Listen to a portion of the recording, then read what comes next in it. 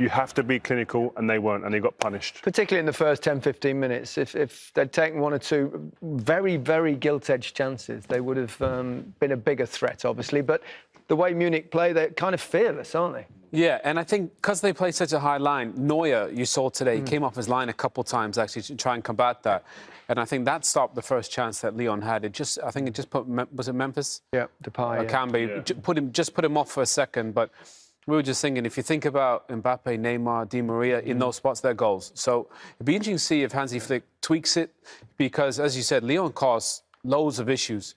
They just weren't clinical enough. No. And it promises to be a terrific final. I mean, you can't see anything other than lots of...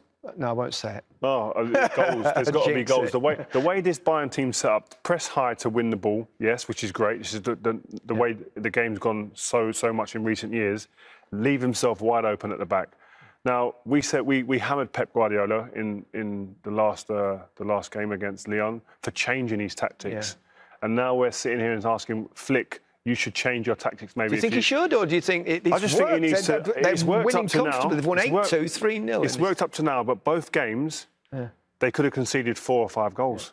So if you're playing against, like Owen just said, if you're playing against Mbappe and Neymar and Di Maria, and they get these chances like Lyon did in the first 15 minutes, they'll be 3-0 down in the final before they can say boo. Do you think it'll change?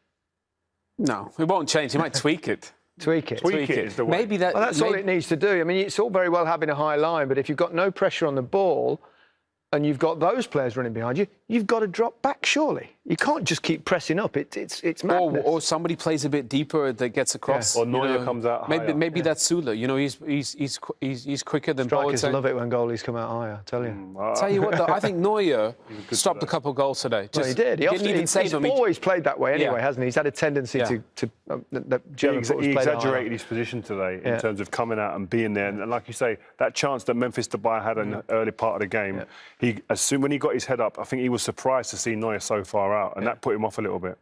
Possibly.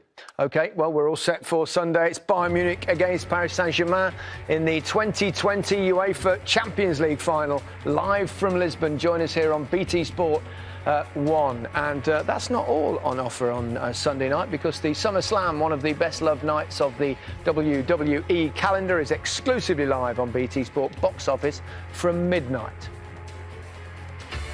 But as expected, Bayern Munich have got through to the final. 2 goals from Gnabry in the first half set them on the way. And then, well, who else but Lewandowski added the third, and it's Bayern Munich versus Paris Saint-Germain, where they'll face PSG. And there it is, our little wall chart, painting the picture there, and exciting final. Oh, I can't wait. There's got to be goals in it. I know we don't want to tempt fate, but there has to be goals. The way that these two teams can't play, not be. There has to be. No. Superstars on either side. It's for me, when you saw that the draw come out, dream scenario was this, what we've got in the final. Unless you're a Manchester City fan. Yeah, well, I'm not, so... I didn't think you would be, no. They've been emphatic, haven't they? And they're a machine at the moment, a goal-scoring machine. Yeah, they are a machine. The thing is, if it's not Lewandowski, then it's Muller. If it's not Muller, then it's, it's Gnabry, Coutinho, Perisic. They got so many weapons. So they're a machine. Look, they are vulnerable at the back, but I think with the amount of goals that they score going forward, they can almost afford to be. Yeah, we'll score more than you, and they scored 3 more than Lyon this evening. It started with an absolutely stunning strike from Gnabry, wasn't it? Oh, it was brilliant amazing. Goal. We spoke about it at half-time, but the movement to get on the ball, in behind the wing-back, and there, the way he takes it inside, Owen just covered it beautifully at half-time in the way that he exploited the space, and it's about this touch here that he gets on the ball. Owen mentioned at half-time, normally you'd go down the line as a winger, but he comes inside, but it's the run of Muller. Watch Muller's run. Takes the centre-back away. If he doesn't make that run, the centre-back stays there and that gap doesn't appear. He goes and challenges him and takes the ball off him. But Muller's run was absolutely beautiful in terms of, that's just awareness of your players in your team and creating space. Yeah, that's why Thomas Muller is exceptional to play with, because he makes space for other people. He wanted a 1-2, saw the pace at which Gnabry was coming, thought, I know where this is going to go. Gnabry gets into that spot, and it's in the back of net. When he sees that space open up, really, doesn't he? He thinks this is going to be a goal, and he's a really, really good finisher. Yeah, we can see that. Didn't need to be necessarily a great finisher to bang his second one in, but I think Lewandowski be a bit miffed with himself for not getting it himself. But Gary, what about this winning the ball back? You know, Gnabry, you know, they did it against Barcelona, they do it here. And again, he gets into that space. I love the weight of the pass. Lewandowski should score, but you're right. Doesn't need a great finish there, but... You've got to be there. Yeah, but the thing is, just that way to pass, you know, just all the Bayern players, they're really unselfish. They look for each other and they come in waves, they flood the box, and they are really relentless. That's one thing I think PSG are going to have to be aware of is that giving the ball away in your own third of the pitch, middle third of the pitch, these guys, they don't mess about, they go for the jugular, they go to the heart of your team to score goals. Yeah, it looked like it might not be Lewandowski's night, but in the end he got the inevitable goal, didn't he? Brilliant header. I think he prefers the high ones, Gary, honestly. Yeah. I mean, this... he does tend to... You know, this is like just great movement, just stood up. And that's why we said he's almost the perfect number 9, because watch his movement there. Drops into a spot, he knows where that's coming, and he's just too big, too strong. He kids the defender there. He's a bit disinterested at the beginning, if you just saw it at the beginning of that clip there, and then just comes alive. The timing... That's just number 9 art that is. That's art. Yeah, all about creating a little bit of space for yourself, and on the off chance the ball goes in that space, and then you've got a great chance to score. And he does that regularly, even though he missed 1 or 2 chances. His movement gets him those chances. Yeah, and the thing I liked about him is that Marcelo thinks he's doing the right thing, then he's backing into him. Normally that puts you off, but because he jumps so high, he almost jumps above the defender. So on the deck, in the air.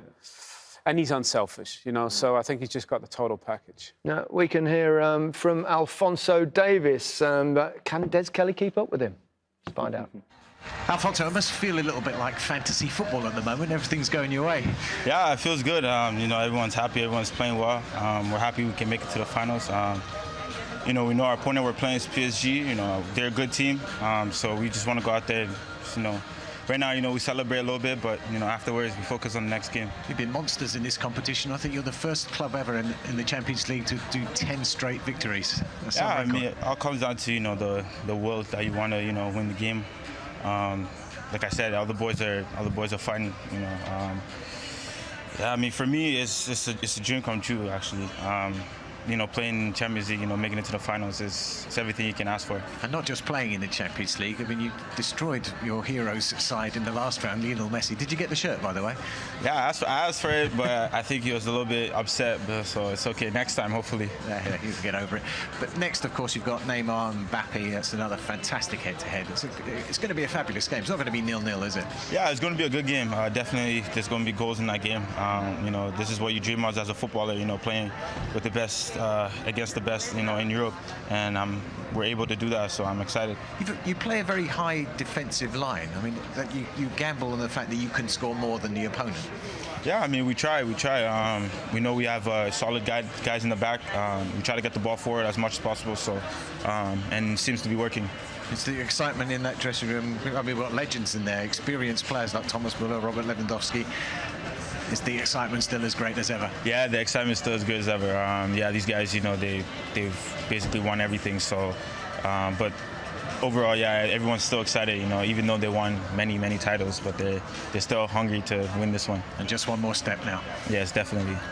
Thanks very much. Thank you. Very high line, as we've mentioned about 300 times over the last week or so. But if you've got someone as quick as him, he does get back occasionally, doesn't he? Even when you've beaten that high line. It just feels like we are a broken record, but it's just staggering how this looks, and it's so obvious. And if you're an opposing manager, there's no doubt in my mind that Tuchel will be sitting here and direct these players. You have to exploit these guys. If they continue to play us against us, that's the big question. Will they continue to be this open in the final against PSG, knowing what they have? Look, they win the ball here. Straight away, this is Mbappe or Neymar. They're gone. There's no chance getting back there. It's over at this point. But what was a big difference in today's game? Watch here, and I'll play it slower. It comes into your picture around here. It'll come out on the right-hand side of the screen. You'll see the goalkeeper, Neuer. Yep. Watch his step here. He takes a little step out, and I think when Depay gets his head up, he doesn't even realise he's that close. And once he gets his head up, and I'll speed up a little bit here, he gets his head up too late. Too late, and I think Neuer does an amazing job there. I mean, putting the forward off. He dictated that situation. If you're through there as a striker, sorry, but yeah, and you see the keeper coming outside his box, it's like, whoa, jackpot. But now... You've got to be aware of it. Thomas Tuchel will be telling, if he has to, whether it's Mbappe or Neymar, Di Maria, he's coming off his line. When you get your head down, he's going to come even further. You're right. Just clip it over. But that saved 2 goals today. Or knock it round him if he's outside the box, because then he's off. Especially as you're quick as Mbappe, just run round. Yeah. And that is so true. But these guys, again, like they're absolute road runners. But here, again, you don't have to be the quickest player on the pitch. Yes, Ivanka is quick. He is. But he's running against, as I said to you before, the quickest player around. Yeah. But watch this. The movement here is beautiful. Yeah, great spin. He brings him to the ball. He brings him this way with 1 step, and he's off. And he goes the other way. Look at it. 1 step, see you later, and then he's in. And then it's a foot race. If he could finish, Davies would be a heck of a player. If he could finish, he'd have got 2 goals today. But he has to score here. But what Tuchel will be telling these players, these chances are guaranteed.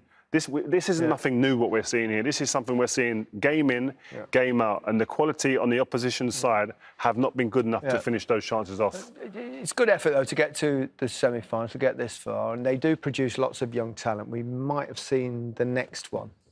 Yeah, this guy's the next one. 17 years and 2 days, the youngest player ever to play in the Champions League knockout stage, and his first touch was quite good. The best. I said to you, as he came on, I said, this kid's special. Watch this, first touch, whoop, see you later. Against Alphonso. I mean, the kid is really, really special, technically gifted, so the conveyor belt is ready to produce the next one. Been on YouTube watching that kid already. It's a joke. Yeah. We're going to be making a lot of noises about him, I think, in here. Remember the name, Cherky.